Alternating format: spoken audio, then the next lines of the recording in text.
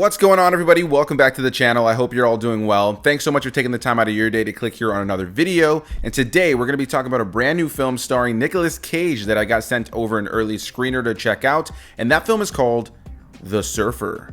Directed by Lorcan Finnegan and written by Thomas Martin, this film stars people like Nicolas Cage, Finn Little, Julius McMahon, and many more. And before we get too far into this video, as usual, if you guys are a fan of early reviews, up-to-date reviews, live streams, and the occasional vlog, then you're in the right place, and I'd like to ask you to consider subscribing. But if you're a returning viewer, thanks so much for taking the time out of your day to click here on another video. And today we're going to be talking about the new film, like I already mentioned, called The Surfer, starring Nicolas Cage, which when I saw the poster for this film, the last thing I thought this movie was going to be is what it is. So without getting into spoilers, let's get into what this film is, and then we'll get into my thoughts on it. The Surfer focuses on Nicolas Cage as the surfer, a dad who is going with his son to a specific location in Australia where he's really excited to purchase an old childhood home. We learn pretty quickly into the film that he has a bit of an estranged relationship with his family and deals with some trauma because of what happened with his father in the past in this home in Australia. But after many years, he's finally accrued the money and the connections he needs and has worked long and hard to go back and attain the household that he grew up in and always wanted to live in so that he can give his family the life he's always wanted to. But after arriving to the beach in which this house resides, he ends up finding himself into a mix of trouble when he meets Julius McMahon, as well as a group of other individuals who are all locals to this area who do not want him and his son to swim or surf at this beach and pretty much do everything they can, including physical means, to get them away from this beach and get them away from surfing, or just essentially do everything they can to belittle these individuals. And so immediately Nicolas Cage's character is struggling with the notion of what's going on here. He used to live here, but he's no longer a local, and the Australian locals want nothing to do with him. And as time goes on, he starts to realize that there is this localism going on. There is some prejudice towards him that's going on altogether. But as the movie starts to play out, we start to unravel a little bit more of this individual's mind, and it dives deeper into the film's themes about the past, about trauma, and specifically about the notion of life knocking you down in order for you to kind of emerge stronger. There's a lot of things to say about this film when it comes down to themes, and we're going to get into those things in just a second. But The Surfer is an interesting film because going into it, I really didn't know what it was about. So I went in completely blind, and as a fan of Nicolas Cage, I'm always excited to see this man in anything, especially if it's going to be absurd or bonkers. In recent years, Nicolas Cage has given us some pretty insane performances. So with all that said, I think if you're a huge Nicolas Cage fan, you know you can't stay away when he has something new on the horizon. Even if it isn't a good movie, you just want to see it. And I'll start this off by saying that I think Nicolas Cage here gives a very Nicolas Cage performance, and the film in general feels in line with a lot of the films that he's chosen to do in the last decade in his career. A lot of very absurd, surrealistic films, and this film falls right into that pocket of genre of just weird films. The film as an overall definitely leads into the absurd. It leads into a very surrealistic, trippy kind of approach to telling a story. Everything from the musical numbers to the lighting to the cinematography to the way that the actors portray these characters, everything about it is meant to kind of live in a heightened reality, and everything about like just the way it feels in general doesn't feel like you're in a normal world. And so, you know, I was kind of excited about that part of the film. If you guys have been following the channel, you know that I'm a sucker for a good weird film, and so there was elements about this film that I feel really worked when it came down to some of that absurdity. But as the movie was playing out, I struggled with a lot of this movie because while I do think there are moments of this film that I think are really strong thematically and narratively, I think a lot more of this film for me kind of slowly started pushing me away, ultimately leading to me feeling like I was just kind of shrugging my shoulders in the third act as we got to the resolution of the film. Now, I already mentioned that Nicolas Cage is great here too, but outside of him, you also have Julius McMahon, who I'll always think of from Charmed, as well as the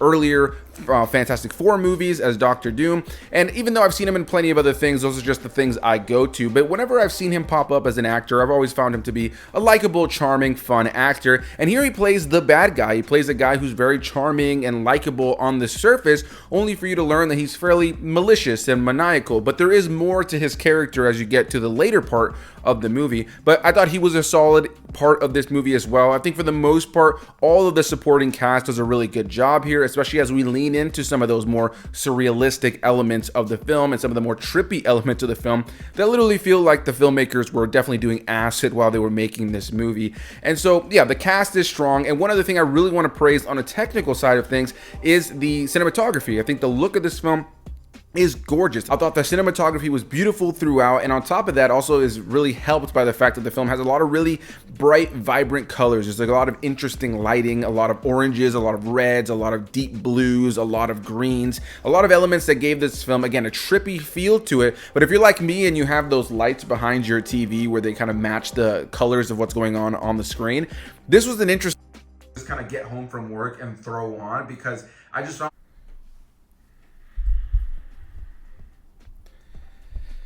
Alright, so it's a few hours later and I was editing the video and unfortunately realized that the audio just cut out from my mic and it was starting to record right off of the camera itself instead of actually what I was filming with before, the microphone that's sitting right here. So the audio completely cut out in the way that I did not want it to. But to continue on with what I was saying when I initially reviewed it, what I was saying was I think that the lighting of this film is really, really well done. And I was going on to mention that as somebody who has the Go V lights that, you know, take a camera that scans my TV screen and is able to kind of have those same colors imprinted on the wall behind through the lights, this is a film that really was able to benefit from that and added to the experience overall, definitely adding to the very trippy, surrealistic approach that this story is trying to convey.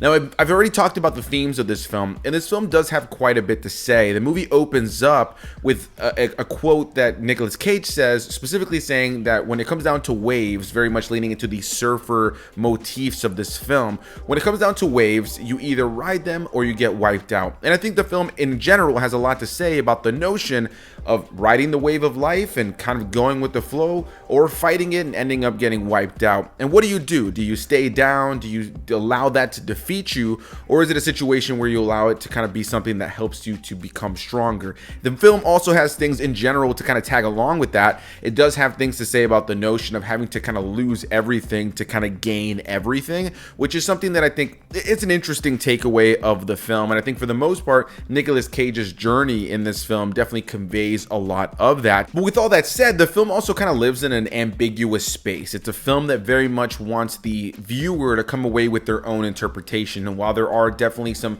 things that are a little bit more apparent and kind of rise to the top in terms of the themes, in terms of what I've already mentioned, there are some different takeaways that I think people can have on this film, you know, just depending on your subjective view of it, which on one hand I really appreciate, but on another hand, when you have a film here that frankly I found myself a little torn with when it comes down to the narrative and the characters, it's a film that also adding that ambiguity to the narrative and what the film is trying to say is kind of something that left me torn with the film. In a lot of ways, it feels like a film that could have conveyed what it was trying to say in a short film rather than a feature-length film that at times I felt meandered. While I enjoyed the performances, while I thought there were some interesting thematic elements, some great cinematography and lighting that I feel really expanded the overall experience, there is an element of this film that oftentimes did leave me feeling, is it going for absurd? Is it going for ridiculous? More so than it is for going for compelling or memorable, because this is the kind of movie that while I don't necessarily hate the film, I just really didn't ever find myself emotionally connected to the journey. I found myself really compelled by the technical aspects as a fan of filmmaking, but at a certain point in the modern day when there's so many technically savvy films, so many technically sound films across the board, this is a movie that just for me felt like it had all the pieces on the technical side, but the story and its themes, while compelling at times, ultimately left me kind of shrugging my shoulders as we got to the end, because while the end kind of reeled me back in with a big trippy sequence in the last like 30-40 minutes, there was an element as we get into the very end that while it connected to those thematic elements I've already mentioned before and about the notion of life, and the film also touches on the classic saying of like, you know, the sins of the father will come on to the children, you know, or to their sons. There is an element of that here as well in terms of, you know, what I mentioned before about Nicolas Cage and his, you know, issues with his father, and he's kind of got an estranged relationship with his son and his family. So the film has things to say, but the journey by the time I got to the end, felt like something more where I was trying to dissect what the film is trying to say, more so than I actually enjoyed it, more so than I could ever say I want to revisit it, more so than I can say this is a film I'm going to tell people to go watch that also has these great themes. More so because I talk about movies on YouTube, I'm always kind of searching a deeper way to discuss film, and so there was this element of watching the film, trying to just go, okay, what is the element that I can dissect here? What is the part that this film is trying to say to me? So I can feel like I'm at least absorbing something, despite the fact that I don't find myself connected to the characters, despite the fact that I thought the story meandered, and despite the fact that I just was getting to the end kind of shrugging my shoulders as we lead into the credits. So overall, I wasn't a huge fan of The Surfer, but it is a film that I appreciate in terms of what it's trying to say, and I like the notion that I could talk to somebody else and they probably have a different takeaway from the film because of how ambiguous a lot of things in the film are.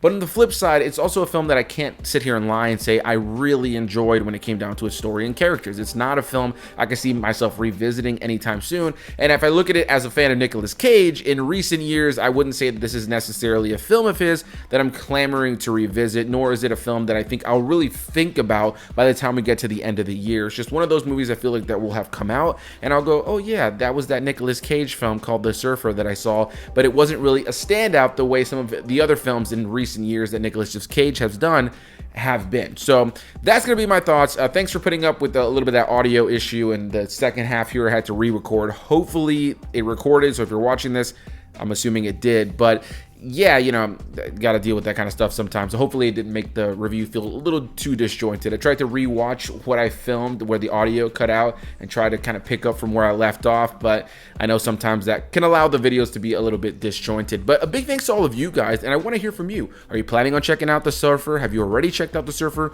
Whatever the case may be, leave any and all comments down below. And if you guys enjoy early reviews like this, consider subscribing so you guys can stick around for more early reviews, up-to-date reviews, retrospective reviews, and live streams. And I'll see you beautiful people in the next one. Bye-bye.